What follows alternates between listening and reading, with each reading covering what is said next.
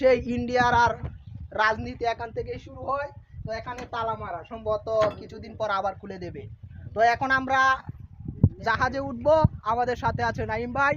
এখন জাহাজে উঠবো। দেখতে পাচ্ছেন ভিউয়ার্স, এটা হচ্ছে সেই আমাদের মহাসাগর। এখানে আমরা ছোটবেলায় এসেছিলাম, কিন্তু আজ এটা মহাসাগর অনেকটাই বড় হয়ে গেছে।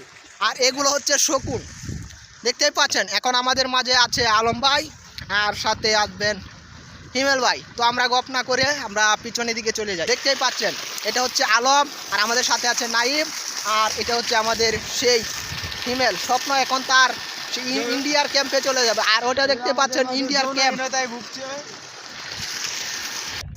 দেখতে পাচ্ছেন ভিউয়ার্স। এখন আমরা ইন্ডিয়ার সীমানা পার করে এখন আমরা চীনের সীমানায় চলে এসেছি।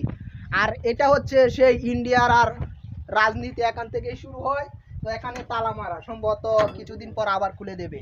তো এখন আমরা জাহাজে উঠবো, আমাদের সাথে আছে নাইম ভাই। এখন জাহাজে উঠবো। এখন আমরা সবাই মিলে জাহাজ উঠেছি।